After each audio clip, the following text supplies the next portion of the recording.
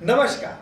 तो आज हम विश्लेषण करेंगे सरकार के द्वारा बंद किए गए 500 और 1000 के नोटों का। तो आज हमारे स्टूडियो में मौजूद हैं श्री पवन सेन जी।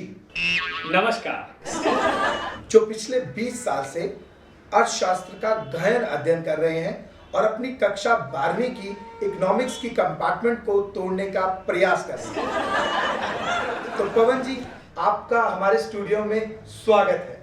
धन्यवाद। तो पवन जी, जो सरकार ने हमारे 500 और 1000 के नोटों को बंद किया है, उस पर आपकी क्या प्रतिक्रिया है? देखो जी, जैसा कि हमारे शास्त्रों में भी लिखा है, गीता के अध्याय नंबर 2 और श्लोक नंबर 23 में नैनम छिद्दन्ति शस्त्राणि नैनम दहति पावक है। अर्थात आत्मा अमर है, ना पैदा होती है और ना ही मरती है। ठीक उसी प्रकार हमारी करेंसी नहीं मरती है, केवल रूप बदलती है।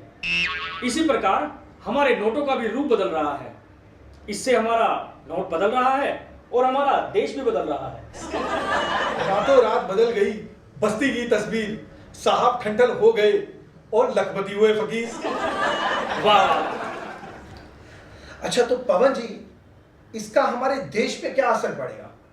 लोगों के पास खर्चने को पैसे ही नहीं होंगे तो वो खर्चेंगे कहां से? इससे 100 और 50 के नोटों को छोटा समझने वालों को इनकी कदर भी आ जाएगी और इससे मुद्रास्फीति भी कम होगी।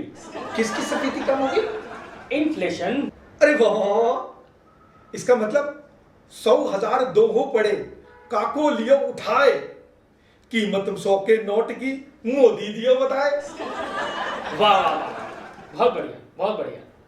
तो पवन जी, इसका आम जनता पे क्या असर पड़ेगा? जी, इसका आम जनता पे काफी असर पड़ेगा। इससे युवाओं को रोजगार मिलेगा, युवाओं को लाइनों में खड़े होने के लिए पैसे मिलेंगे, लोग टैक्स चोरी करने और अपना काला धन छुपाने के लिए नए नए तरीके आजमाएंगे, जिससे कि हिंदुस्तान में नई क्रिएटिविटी उत्पन्न होगी और इसी बहाने लाइन में खड़े हुए युवक युवतियों के घर भी बस जाएंगे। तो पवन जी, ये जो नोटबंदी हुई है, इससे जो राजनीतिक दल हैं उन पर क्या असर पड़ा है? राजनीतिक क्षेत्र पर इसका काफी प्रभाव पड़ा है। अगर मैं बात करूं यूपी की, तो वहां लोगों के पारिवारिक कलह खत्म हो गए हैं और दिल्ली में तो गूंगा बोलने लग गया।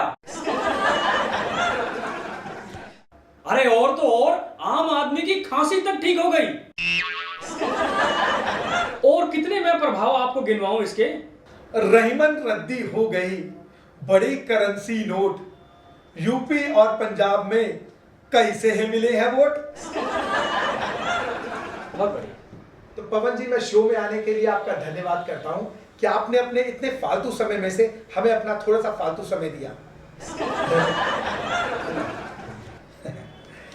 तो दोस्तों, अगर आपको ये वीडियो पसंद आया है तो इसे ज्यादा से ज्यादा लाइक करें। रुको, एक बात मैं कहना चाहूंगा दोस्तों, जिस तरह से मेडिसिन्स के ऊपर एक्सपायरी डेट लिखी होती है, यदि हमारे नोटों पर भी इसी तरह से एक डेट लिखी हो तो मेरे हिसाब से कालाबाजारी होगी ही नहीं। आपका क्या विचार है? फॉर एग्जाम्पल, जैसे हमारे मार्केट के अंदर में 2000 के नोट आए हैं, अगर उनके ऊपर में एक्सपायरी डेट 2030 का होगा तो कोई भी आदमी उसकी कालाबाजारी सिर्फ 2029 तक ही कर पाएगा। तो एक साल के अंदर में उसको ये सारे नोट मार्केट के अंदर में निकालने ही पड़ेंगे, इससे उसकी कालाबाजारी नहीं हो पाएगी। तो आपको क्या लगता है?